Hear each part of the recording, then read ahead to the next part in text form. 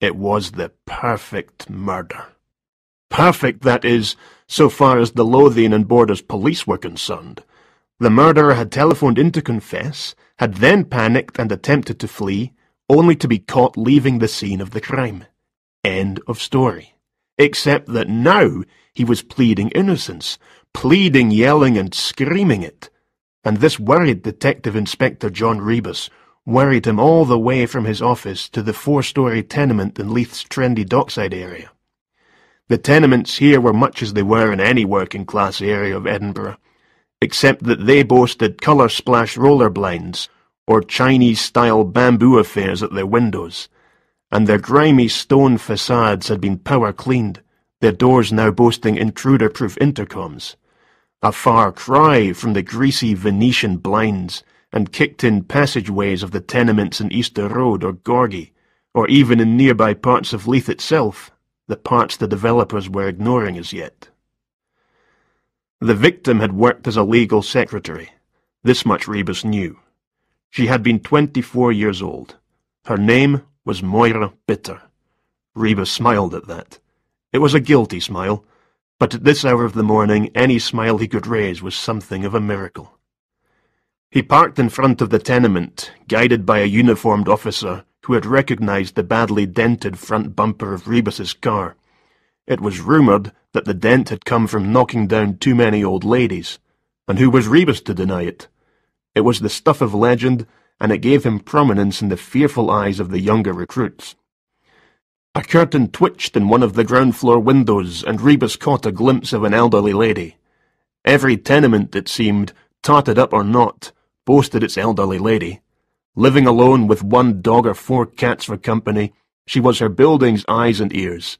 As Rebus entered the hallway, a door opened and the old lady stuck out her head.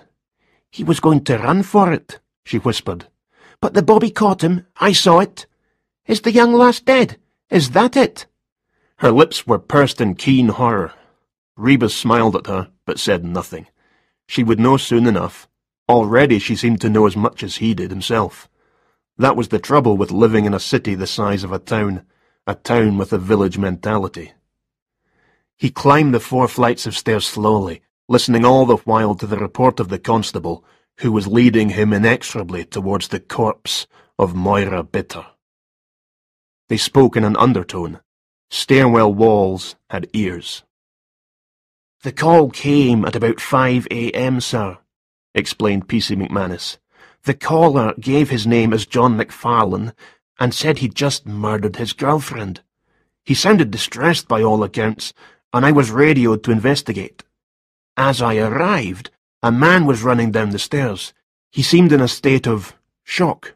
"Shock?" "Sort of disorientated, sir." "Did he say anything?" asked Rebus. "Yes, sir, he told me, 'Thank God you're here. Moira's dead.' I then asked him to accompany me upstairs to the flat in question, called in for assistance, and the gentleman was arrested." Rebus nodded. McManus was a model of efficiency, not a word out of place, the tone just right, everything by rote and without the interference of too much thought.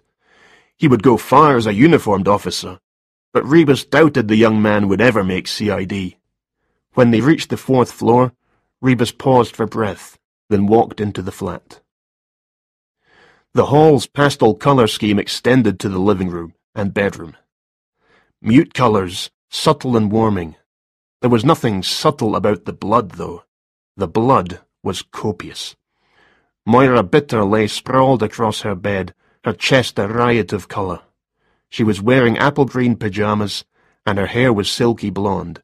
The police pathologist was examining her head. "She's been dead about 3 hours," he informed Rebus.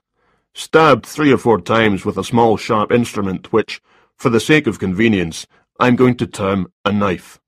I'll examine her properly later on." Rebus nodded and turned to McManus, whose face had a sickly grey tinge to it. "Your first time?" Rebus asked. The constable nodded slowly. "Never mind," Rebus continued. "You never get used to it anyway. Come on." He led the constable out of the room and back into the small hallway. "This man we've arrested, what did you say his name was?" "John McFarlane, sir," said the constable, taking deep breaths. "He's the deceased's boyfriend, apparently." "You said he seemed in a state of shock. Was there anything else you noticed?" The constable frowned, thinking. "Such as, sir?" he said at last. "Blood," said Rebus coolly. "You can't stab someone in the heat of the moment without getting blood on you." McManus said nothing. Definitely not CID material, and perhaps realizing it for the very first time. Rebus turned from him and entered the living room. It was almost neurotically tidy. Magazines and newspapers in their rack beside the sofa, a chrome and glass coffee table bearing nothing more than a clean ashtray and a paperback romance. It could have come straight from an ideal home exhibition. No family photographs, no clutter. This was the lair of an individualist. No ties with the past, a present ransacked wholesale from Habitat Next.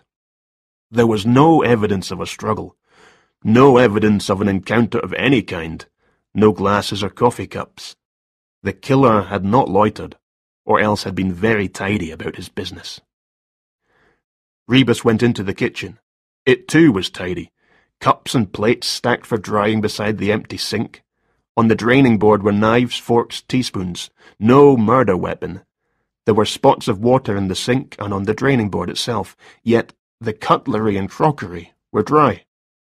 Rebus found a dish towel hanging up behind the door and felt it. It was damp. He examined it more closely. There was a small smudge on it, perhaps gravy or chocolate. Or blood. Someone had dried something recently. But what? He went to the cutlery drawer and opened it. Inside, amidst the various implements, was a short-bladed chopping knife with a heavy black handle. A quality knife, sharp and gleaming. The other items in the drawer were bone dry, but this chopping knife's wooden handle was damp to the touch. Rebus was in no doubt. He had found his murder weapon. Clever of McFarlane, though, to have cleaned and put away the knife. A cool and calm action. Moira Bitter had been dead 3 hours. The call to the police station had come an hour ago. What had McFarlane done during the intervening 2 hours? Cleaned the flat? Washed and dried the dishes? Rebus looked in the kitchen swing bin, but found no other clues, no broken ornaments, nothing that might hint at a struggle. And if there had been no struggle, if the murderer had gained access to the tenement and to Moira Bitter's flat without forcing an entry, if all this were true, Moira had known her killer. Rebus toured the rest of the flat, but found no other clues. Beside the telephone in the hall stood an answering machine. He played the tape, and heard Moira Bitter's voice. "Hello, this is Moira. I'm out, I'm in the bath, or I'm otherwise engaged." A giggle. "Leave a message and I'll get back to you, unless you sound boring." There was only one message. Rebus listened to it, then wound back the tape, and listened again. "Hello, Moira, it's John. I got your message. I'm coming over. Hope you're not otherwise engaged. Love you." John McFarlane. Rebus didn't doubt the identity of the caller. Moira sounded fresh and fancy-free in her message, but did McFarlane's response hint at jealousy? Perhaps she had been otherwise engaged when he'd arrived. He lost his temper, blind rage, a knife lying handy.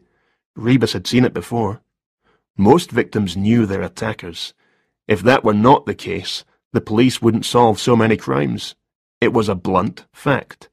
You double-bolted your door against the psychopath with the chainsaw, only to be stabbed in the back by your lover, husband, son, or neighbour. John McFarlane was as guilty as hell. They would find blood on his clothes, even if he tried cleaning it off. He had stabbed his girlfriend, then calmed down and called in to report the crime, but had grown frightened at the end and had attempted to flee. The only question left in Rebus's mind was the why. The why, and those missing 2 hours. Edinburgh through the night, the occasional taxi rippling across sets, and lone, shadowy figures slouching home with hands in pockets, shoulders hunched. During the night hours, the sick and the old died peacefully, either at home or in some hospital ward. 2 in the morning until 4, The dead hours. And then some died horribly, with terror in their eyes. The taxis still rumbled past. The night people kept moving. Rebus let his car idle at traffic lights, missing the change to green, only coming to his senses as amber turned red again. Glasgow Rangers were coming to town on Saturday. There would be casual violence. Rebus felt comfortable with the thought. The worst football hooligan could probably not have stabbed with the same ferocity as Moira Bitter's killer. Rebus lowered his eyebrows. He was rousing himself to fury, keen for confrontation. Confrontation with the murderer himself. John McFarlane was crying as he was led into the interrogation room, where Rebus had made himself look comfortable, cigarette in one hand, coffee in the other. Rebus had expected a lot of things, but not tears. "Would you like something to drink?" he asked. McFarlane shook his head. He had slumped into the chair on the other side of the desk, his shoulders sagging, head bowed, and the sobs still coming from his throat. He mumbled something. "I didn't catch that," said Rebus. "I said I didn't do it," McFarlane answered quietly. "How could I do it? I love Moira." Rebus noted the present tense. He gestured towards the tape machine on the desk. "Do you have any objections to my making a recording of this interview?" McFarlane shook his head again. Rebus switched on the machine. He flicked ash from his cigarette onto the floor, sipped his coffee, and waited. Eventually, McFarlane looked up. His eyes were stinging red. Rebus stared hard into those eyes, but still said nothing. McFarlane seemed to be calming, seemed, too, to know what was expected of him. He asked for a cigarette, was given one, and started to speak. "I'd been out in my car, just driving, thinking." Rebus interrupted him. "What time was this?" "Well," said McFarlane, "ever since I left work, I suppose. I'm an architect. There's a competition on just now to design a new art gallery and museum complex in Stirling. Our partnership's going in for it. We were discussing ideas most of the day, you know, brainstorming." He looked up at Rebus again, and Rebus nodded. Brainstorm. Now there was an interesting word. "And after work," McFarlane continued, "I was so fired up I just felt like driving, going over the different options and plans in my head, working out which was strongest." He broke off, realizing perhaps that he was talking in a rush, without thought or caution. He swallowed and inhaled some smoke. Rebus was studying McFarlane's clothes. Expensive leather brogues, brown corduroy trousers, a thick white cotton shirt, the kind cricketers wore, open at the neck, a tailor-made tweed jacket. McFarlane's 3 Series BMW was parked in the police garage, being searched. His pockets had been emptied, a Liberty print tie confiscated in case he had ideas about hanging himself. His brogues, too, were without their laces, these having been confiscated along with the tie. Rebus had gone through the belongings. A wallet, not exactly bulging with money, but containing a fair spread of credit cards. There were more cards too in McFarlane's personal organizer. Rebus flipped through the diary pages, then turned to the sections for notes and for addresses. McFarlane seemed to lead a busy, but quite normal social life. Rebus studied him now, across the expanse of the old table. McFarlane was well built, handsome if you like that sort of thing. He looked strong, but not brutish. Probably he would make the local news headlines as Secretary's Yuppie Killer. Rebus stubbed out his cigarette. "We know you did it, John. That's not in dispute. We just want to know why." McFarlane's voice was brittle with emotion. "I swear I didn't! I swear!" "You're going to have to do better than that." Rebus paused again. Tears were dripping onto McFarlane's corduroys. "Go on with your story," he said. McFarlane shrugged. "That's about it," he said, wiping his nose with the sleeve of his shirt. Rebus prompted him. "You didn't stop off anywhere for petrol or a meal or anything like that?" He sounded sceptical. McFarlane shook his head. "No, I just drove until my head was clear. I went all the way to the Forth Road Bridge, turned off and went into Queen's Ferry. Got out of the car to have a look at the water, threw a few stones in, for luck. He smiled at the irony. Then drove round the coast road and back into Edinburgh. Nobody saw you. You didn't speak to anyone. Not that I can remember. And you didn't get hungry. Rebus sounded entirely unconvinced. We'd had a business lunch with a client. We took him to the Eyrie. After lunch there, I seldom need to eat until the next morning. The Eyrie was Edinburgh's most expensive restaurant. You didn't go there to eat. You went there to spend money. Rebus was feeling peckish himself. The canteen did a fine bacon butty. When did you last see Miss Bitter alive? At the word alive, McFarlane shivered. It took him a long time to answer. Rebus watched the tape revolving. Yesterday morning, McFarlane said at last. She stayed the night at my flat. How long have you known her? About a year. But I only started going out with her a couple of months ago. Oh? And how did you know her before that? McFarlane paused. She was Kenneth's girlfriend, he said at last. Kenneth being... McFarlane's cheeks reddened before he spoke. My best friend, he said. Kenneth was my best friend. You could say I stole her from him. These things happen, don't they? Rebus raised an eyebrow. Do they? He said. McFarlane bowed his head again. Can I have a coffee? He asked quietly. Rebus nodded, then lit another cigarette. McFarlane sipped the coffee, holding it in both hands like a shipwreck survivor. Rebus rubbed his nose and stretched, feeling tired. He checked his watch. 8 in the morning. What a life. He had eaten 2 bacon rolls, and a string of rind curled across the plate in front of him.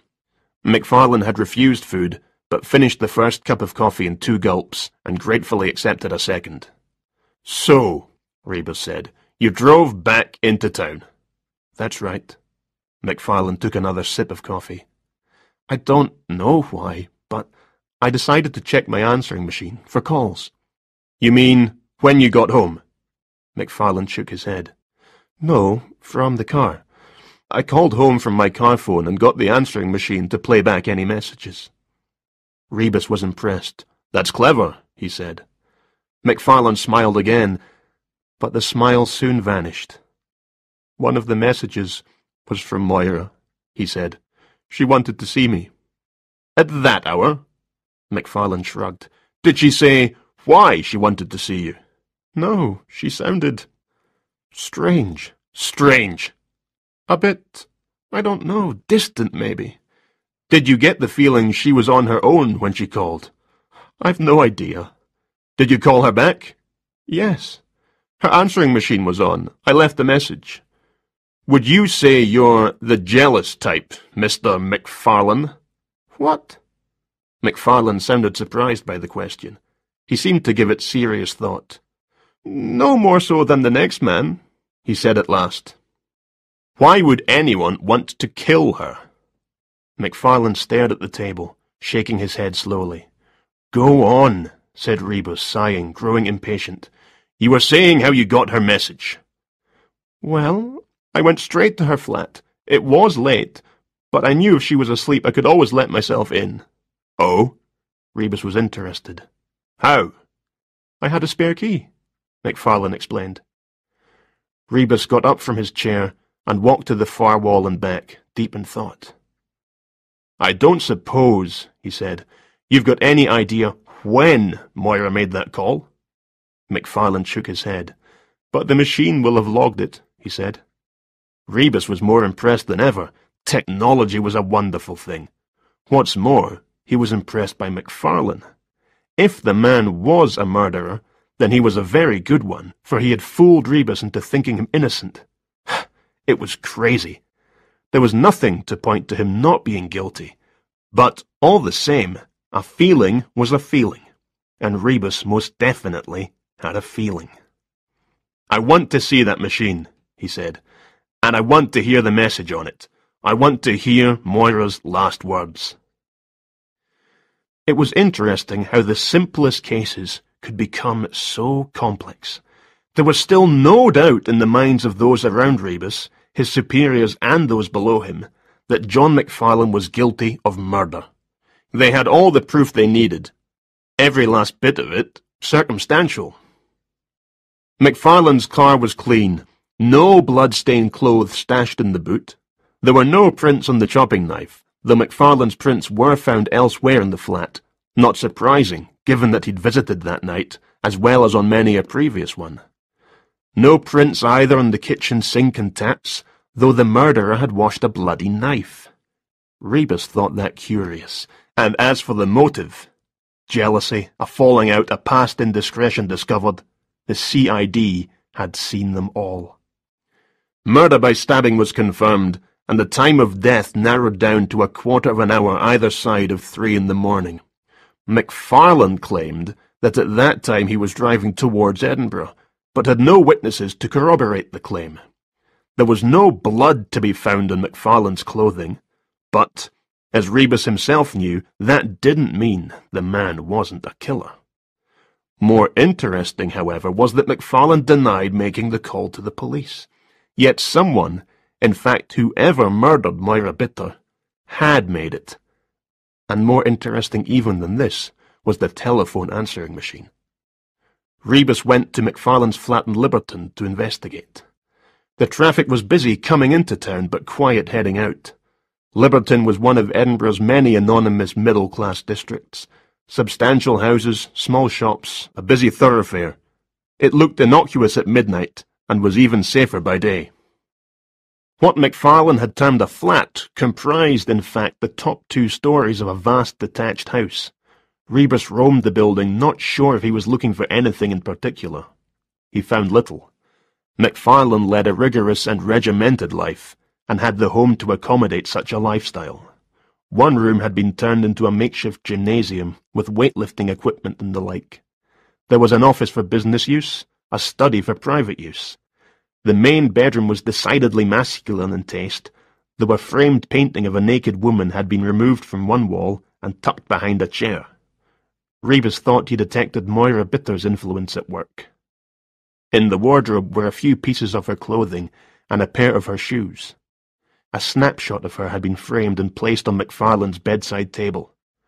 Rebus studied the photograph for a long time, then sighed and left the bedroom, closing the door after him. Who knew when John McFarlane would see his home again? The answering machine was in the living room. Rebus played the tape of the previous night's calls. Moira Bitter's voice was clipped and confident, her message to the point. "Hello." Then a pause. "I need to see you. Come round as soon as you get this message. Love you." McFarlane had told Rebus that the display unit on the machine showed time of call. Moira's call registered at 3:50 a.m., about 45 minutes after her death. There was room for some discrepancy, but not 3/4 of an hour's worth. Rebus scratched his chin and pondered. He played the tape again. "Hello." Then the pause. "I need to see you." He stopped the tape and played it again, this time with the volume up and his ear close to the machine. That pause was curious, and the sound quality on the tape was poor. He rewound and listened to another call from the same evening. The quality was better, the voice much clearer. Then he listened to Moira again. Were these recording machines infallible? Of course not. The time displayed could have been tampered with. The recording itself could be a fake. After all, whose word did he have that this was the voice of Moira Bitter? Only John McFarlane's. But John McFarlane had been caught leaving the scene of a murder. And now Rebus was being presented with a sort of an alibi for the man. Yes, the tape could well be a fake, used by McFarlane to substantiate his story, but stupidly not put into use until after the time of death. Still, from what Rebus had heard from Moira's own answering machine, the voice was certainly similar to her own. The lab boys could sort it out with their clever machines. One technician in particular owed him a rather large favour. Rebus shook his head. This still wasn't making much sense.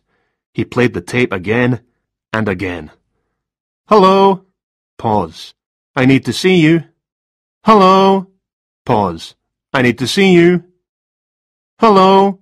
Pause. "I need—" And suddenly, It became a little clearer in his mind.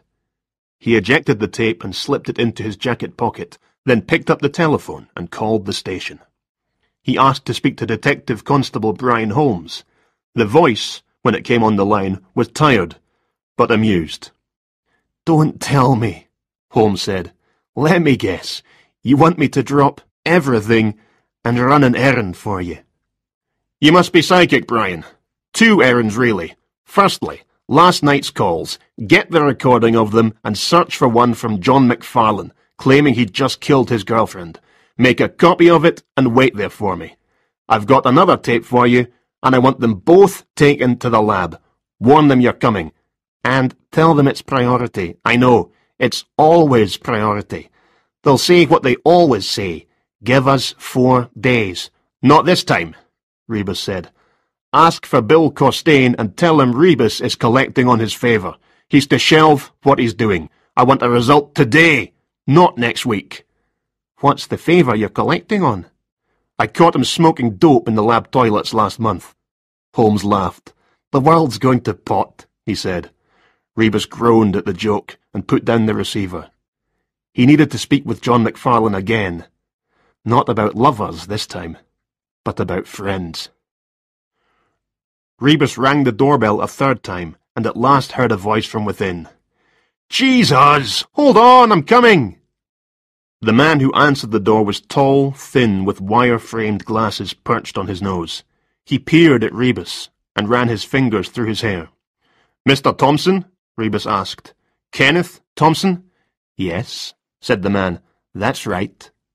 Rebus flipped open his ID. "Detective Inspector John Rebus," he said, by way of introduction.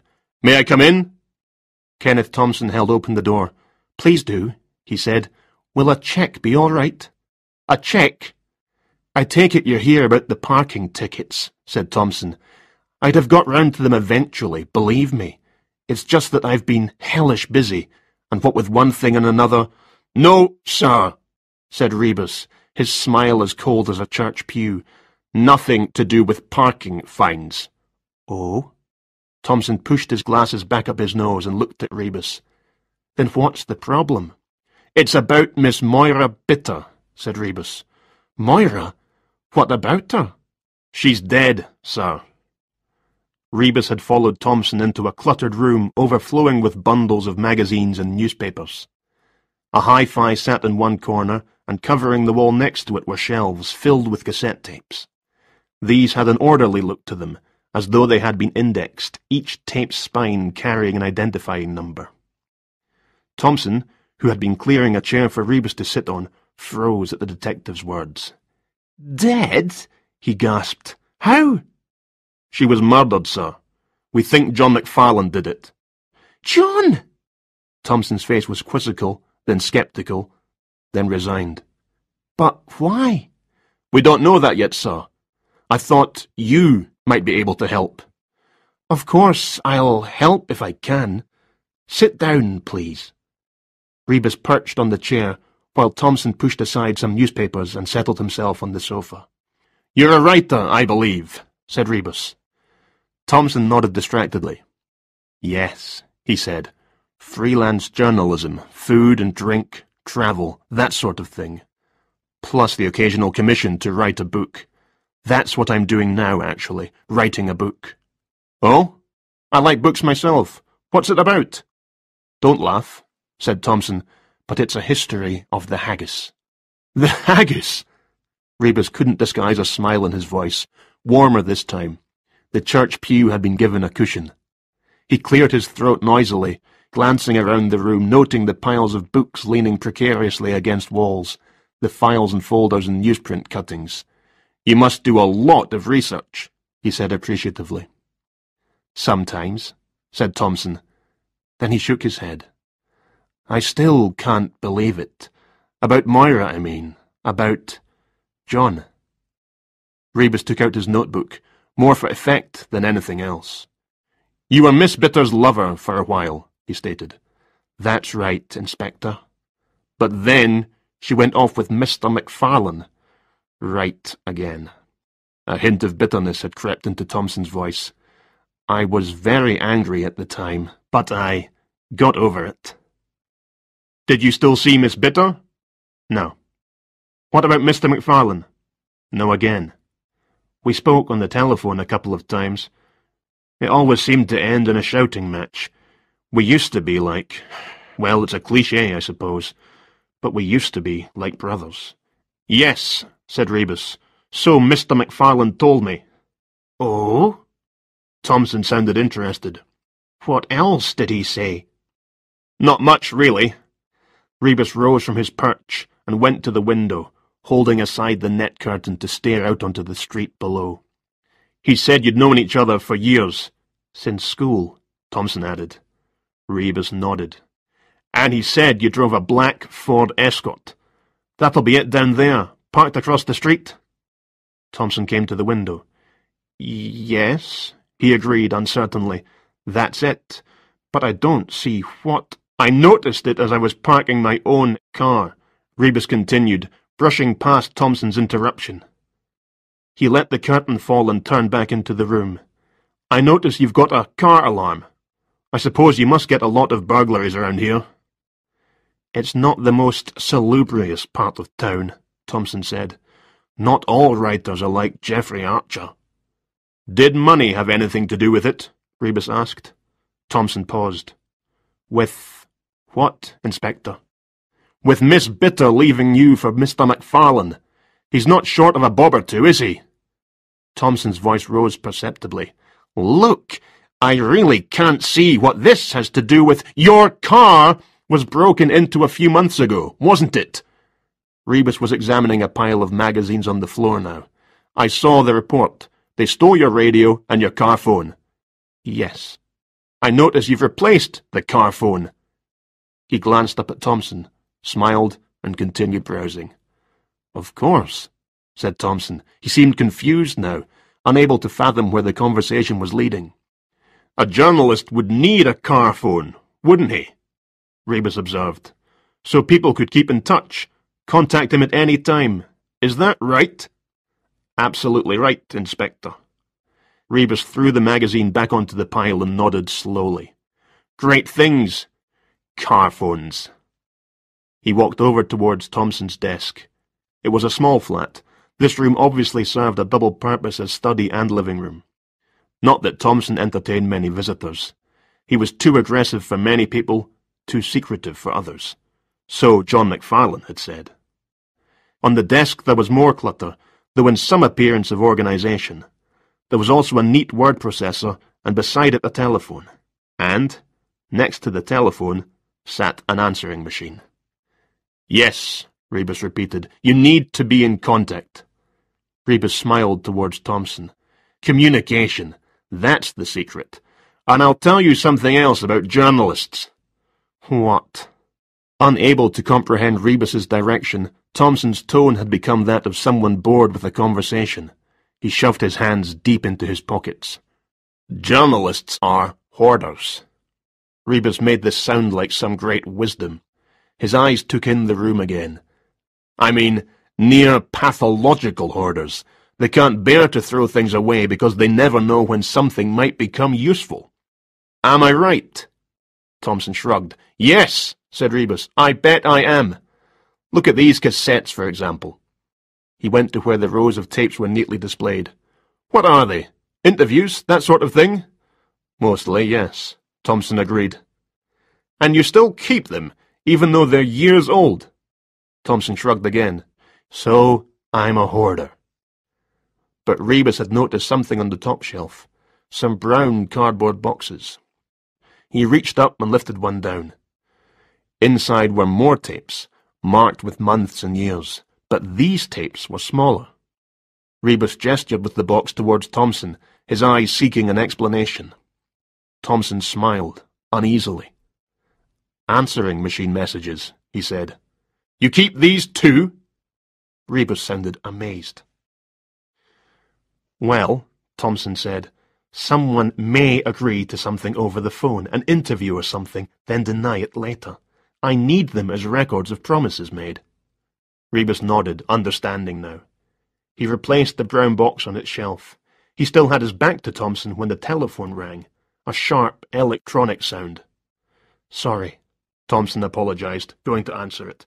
Not at all. Thompson picked up the receiver. Hello? He listened, then frowned. Of course, he said finally, holding the receiver out towards Rebus. It's for you, Inspector. Rebus raised a surprised eyebrow and accepted the receiver. It was, as he had known it would be, Detective Constable Holmes. Okay, Holmes said. Costain no longer owes you that favour. He's listened to both tapes. He hasn't run all the necessary tests yet, but he's pretty convinced. Go on. Rebus was looking at Thompson, who was sitting, hands clasping knees on the arm of the chair. The call we received last night, said Holmes, the one from John McFarlane admitting to the murder of Moira Bitter, originated from a portable telephone. Interesting, said Rebus, his eyes on Thompson. And what about the other one? Well, the tape you gave me seems to be twice removed. What does that mean? It means, said Holmes, that according to Costain, it's not just a recording, it's the recording of a recording. Rebus nodded, satisfied. Okay, thanks, Brian. He put down the receiver. Good news or bad? Thompson asked. A bit of both, answered Rebus thoughtfully. Thompson had risen to his feet. I feel like a drink, Inspector. Can I get you one? It's a bit early for me, I'm afraid, Rebus said, looking at his watch. It was 11 o'clock, opening time. All right, he said. Just a small one. The whiskey's in the kitchen, Thompson explained. I'll just be a moment. Fine, sir, fine. Rebus listened as Thompson left the room and headed off towards the kitchen. He stood beside the desk, thinking through what he now knew. Then, hearing Thompson returning from the kitchen, floorboards bending beneath his weight, he picked up the waste paper basket from below the desk and, as Thompson entered the room, proceeded to empty the contents in a heap on the sofa. Thompson stood in the doorway, a glass of whiskey in each hand, dumbstruck. What on earth are you doing? He spluttered at last. But Rebus ignored him and started to pick through the now strewn contents of the bin, talking as he searched. It was pretty close to being foolproof, Mr. Thompson. Let me explain. The killer went to Moira Bitter's flat and talked her into letting him in, despite the late hour. He murdered her quite callously. Let's make no mistake about that. I've never seen so much premeditation in a case before. He cleaned the knife and returned it to its drawer. He was wearing gloves, of course, knowing John McFarlane's fingerprints would be all over the flat, and he cleaned the knife precisely to disguise the fact that he had worn gloves. McFarlane, you see, had not. Thompson took a gulp from one glass, but otherwise seemed rooted to the spot.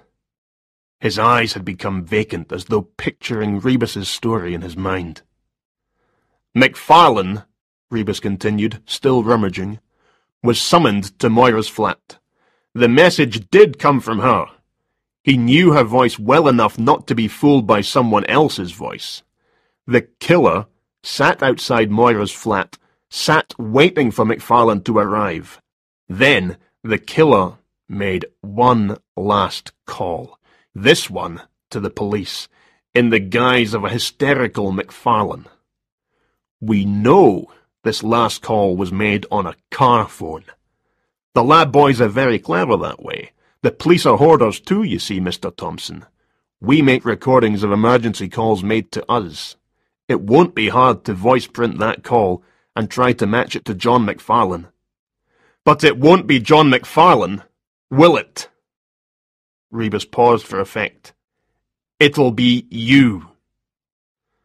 Thompson gave a thin smile, but his grip on the two glasses had grown less steady, and whiskey was dribbling from the angled lip of one of them. Aha! Rebus had found what he was looking for in the contents of the bin. With a pleased-as-punch grin on his unshaven, sleepless face, he pinched forefinger and thumb together and lifted them for his own and Thompson's inspection. He was holding a tiny sliver of brown recording tape. "You see," he continued, "the killer had to lure McFarlane to the murder scene. Having killed Moira, he went to his car, as I've said. There, he had his portable telephone and a cassette recorder. He was a hoarder. He had kept all his answering machine tapes, including messages left by Moira at the height of their affair. He found the message he needed, and he spliced it. He played this message to John McFarlane's answering machine. All he had to do after that was wait. The message McFarlane received was, 'Hello, I need to see you.' There was a pause after the hello, and that pause was where the splice was made in the tape, excising this." Rebus looked at the sliver of tape. "The one word Kenneth. 'Hello, Kenneth, I need to see you.' It was Moira Bitter talking to you, Mr. Thompson. Talking to you a long time ago." Thompson hurled both glasses at once, so that they arrowed in towards Rebus, who ducked. The glasses collided above his head, shards raining down on him. Thompson had reached the front door, had hauled it open even, before Rebus was on him, lunging, pushing the younger man forward through the doorway and onto the tenement landing. Thompson's head hit the metal rails with a muted chime, and he let out a single moan before collapsing. Rebus shook himself free of glass, feeling one or two tiny pieces nick him as he brushed a hand across his face. He brought a hand to his nose and inhaled deeply. His father had always said whiskey would put hairs on his chest. Rebus wondered if the same miracle might be effected on his temples and the crown of his head. It had been the perfect murder. Well, almost. But Kenneth Thompson had reckoned without Rebus's ability actually to believe someone innocent, despite the evidence against him. The case against John McFarlane had been overwhelming, yet Rebus, feeling it to be wrong, had been forced to invent other scenarios, other motives, and other means to the fairly chilling end. It wasn't enough that Moira had died at the hands of someone she knew. McFarlane had to be implicated in her murder. The killer had been out to tag them both. But it was Moira the killer hated. Hated because she had broken a friendship, as well as a heart. Rebus stood on the steps of the police station. Thompson was in a cell somewhere below his feet, somewhere below ground level, confessing to everything. He would go to jail, while John McFarlane, perhaps not realizing his luck, had already been freed. The streets were busy now. Lunchtime traffic, the reliable noises of the everyday. The sun was even managing to burst from its slumber. All of which reminded Rebus that his day was over. Time, all in all he felt, for a short visit home, a shower, and a change of clothes, and, God and the devil willing, some sleep.